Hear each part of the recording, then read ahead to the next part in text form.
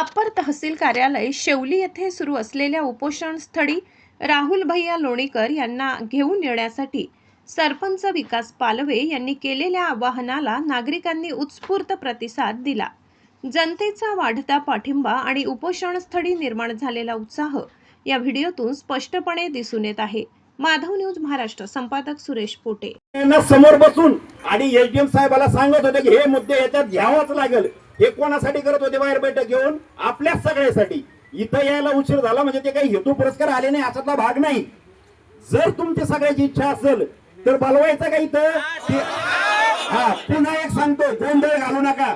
इथं तर लेखी भेटेल, पण भैयासाहेब स्वतः मुंबईला मंत्रालयामध्ये आपल्या सोबत यायला तयार आहे शेवळीची बाजू मांडायला।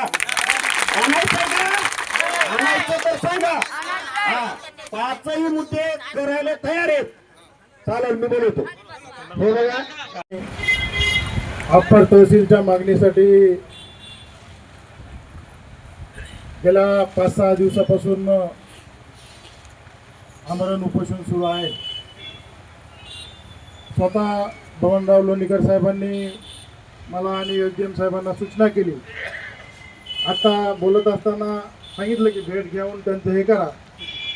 माझ्यापूर्वी बोलणाऱ्या सगळ्यात मान्यवरांनी सांगितलं की शेवलीचा भौगोलिक वारसा काय आहे, इथं डोंगर कसे आहेत, इथं काय कसं आहे। खरं पाहिलं तर जेव्हा मिशी फुटली नव्हती तेव्हापासून ह्या भागात मी फिरतो। आता तुम्ही म्हणता आताही दिसत नाही, आता ते दिसू देत नाही भाग वेगळा, परंतु या भागामध्ये 2009ला ज्यावेळेस हे बदनापूर मधून कुठून हा भाग आपल्या पट्ट्यामध्ये आला तेव्हापासून या प्रत्येक खेड्यापाड्यामध्ये, प्रत्येक डोंगरदरीमध्ये, प्रत्येक गावामध्ये सगळीकडचा पूर्ण इतिहास नेमडजी मला त्या ठिकाणी जाणीव आहे। या अप्पर तहसीलच्या मागणीच्या अनुषंगानं ज्यावेळेस प्रक्रिया सुरू झाली, सर्व गावांचं शिष्टमंडळ माझ्याकडे विकासाला तुम्ही सगळेजण त्यावेळेस आले। मी भाऊंच्या कानावर त्या ठिकाणी सूचना घातली। आपण सर्वांना पत्रही शेवलीला अप्पर तहसील व्हावं या मागणीसाठी पहिलं पत्र आपल्या आमदार बबनराव लोणीकरांनी दिलेलं आहे। त्या अनुषंगानं पाठपुरावा झाला। बबनरावांनी सांगितलं की आता तुमच्या बावनकुळे साहेबांची भेट झाली, त्याच्यावर एंडोर्समेंट झाली। नंतरच्या कालखंडामध्ये काही ठिकाणी ज्यावेळेस लक्षात आलं की कुठंतरी हे शेवलीला अप्पर तहसील होणार आहे, मग अशा वेळेस आपलं 3 तालुक्याचा असणारा हा पूर्ण जिल्हा आहे। म्हणजे जालना ग्रामीणमध्ये शेवली बी येतं, याच्यामध्ये घनसावंगी मतदारसंघाचा काही पार्ट येतो, याच्यामध्ये जालना विधानसभेतला काही पार्ट येतो। मग आपापल्या लोकप्रतिनिधींनी आपापल्या त्या ठिकाणच्या आमदारांनी ठरवलं।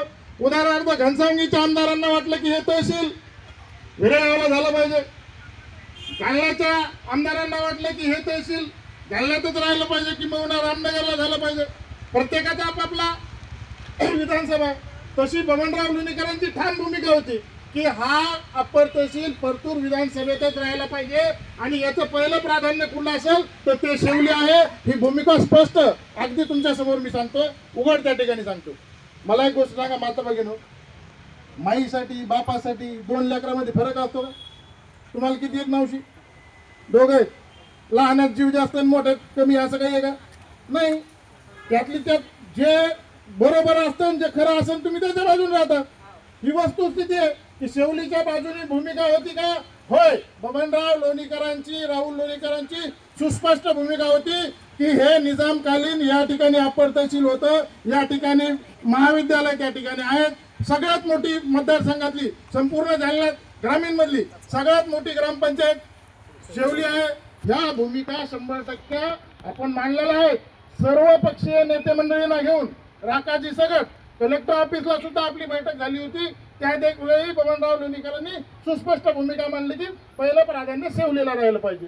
तदनंतर मी तुम्हाला सांगितलं की प्रत्येक जण आता आपला तसं पाहिलं तर घनसावंगीचे आमदार हे बी सत्तेमध्ये, काही लोकांना वाटतं की मला सत्तामध्ये भाऊ आहेत आणि सगळं भाऊ म्हणलं तर होतंय आणि हेच कसं काय होईना वाटलं ना। सत्तेमध्ये हिकमत उडान साहेब बी आहेत, सत्तेमध्ये जालन्याचे आमदार आहेत, ते त्यांच्या पुढे निवडतात, आपण आपल्या पुढे निवडतात। परंतु आपल्याला सुस्पष्ट सांगितल्याप्रमाणे या ठिकाणी शेवलीच्या बाबतीमध्ये जी आपली मागणी उपोषणकर्त्यांची आहे, ज्या 5 बाबी मला या ठिकाणी सांगितल्या गेल्या, यामध्ये जो जो काही आता अप्पर तहसीलचा निर्णय त्या ठिकाणी झाला, याच्यावर ज्या काही आक्षेप नोंदवले गेले असतील, तर शासनाला फायनल झालं का नाही ठरवलं, परंतु त्यामध्ये मुदत दिली असती का? बोला ना, मुदत दिली असती का? मग मुदत दिली, त्याच्यावर आक्षेप आपण नोंदवायचे होते, आपले नोंदवले. जो तुमचे आक्षेप आलेले आहेत हे शासनापर्यंत पोहोचून देण्याची जिम्मेदारी प्रशासन म्हणून यांनी त्या ठिकाणी बोलून दाखवली. टेंबरजी माधव, मी त्या ठिकाणी सांगतो की आपल्या ज्या मागण्या आहेत, जी वस्तुस्थिती आहे, जे खरं आहे ते मांडायला काही हरकत नाही, लपवायचा काही प्रश्न नाही. अजूनभाई, सगळ्यात मोठी ग्रामपंचायत आहे का? आहे. अप्पर तहसील जुन्या काळात होतं का? होतं. या ठिकाणी पोलीस स्टेशन काय आहे का? आहे. या ठिकाणी सगळ्यात जास्त विद्यार्थी संख्या आहे का? आहे. डोंगराळ भागामध्ये तुमच्या शंभू सावरगापासून तर शेवली पट्टाच येतो. या गोष्टी ज्या आहेत त्या मांडण्याचं प्रशासनाने मान्य केलंय आणि त्या वस्तुनिष्ठ मांडण्याचं मी कबूल करतोय. आणि आमची भूमिका अशी नाही इकडं आलं की इकडं आणि नेरमध्ये गेलं की नेर. स्पष्ट सांगतो की ज्या तुमच्या या मागण्या आहेत उपोषणकर्त्यांना माझी विनंती आहे की ह्या जशाला तशा ज्या आम्ही आता बोललोय ह्या शासन दरबारी मांडण्याच्या संदर्भामध्ये आपण त्याचा पाठपुरावा करू. सन्माननीय लोणीकर साहेबांची त्या ठिकाणी भेट घेऊन त्यांच्याकडे पाठपुरावा करू. प्रशासन म्हणून कलेक्टर साहेबांकडे यांचा दुसराही असा आक्षेप आहे की आमचा प्रस्ताव तहसील मार्फत गेला, परंतु कलेक्टर ऑफिसमध्ये काय झालं तर याचा तपास शोध घ्या साहेब. आणि ही जी वस्तुनिष्ठ स्थिती आहे ही आपण शासन दरबारी कळवतील प्रशासनाच्या वतीनं. मी परत एकदा सांगतो की राहुल लोणीकर किंवा लोणीकर परिवार म्हणून बबनरावजी पहिली भूमिका शेवलीला अप्पर तहसील व्हावं हीच होती आणि होत असेल 100%, तर शेवलीच्या बाबतीमध्ये काही दुमत नाही. आणि तुम्ही जे बोलता म्हणला राजकीय थोडं बाजूला सोडून देऊ, राजकारण करण्यासाठी किंवा मतासाठी तर हे काही नाही.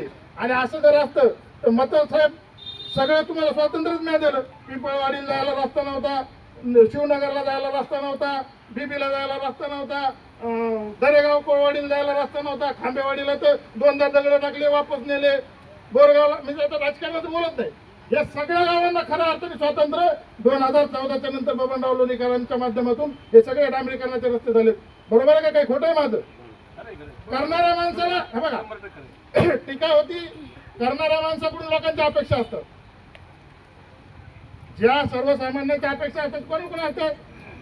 दुपट्या नाहीलाच माणूस हे करतो, आंब्याच्या झाडाला माणूस दगड आणतं, लिंबाच्या झाडाला काम दगड आणत नाही का? आणत नाही. हा होतं येणं म्हणते ना. तुम्हाला माहिती आहे की लोणीकर साहेबाला यायलाही माहिती बाकीच्या याला जे आपल्या पक्षाचे अजेंडा राबवले किंवा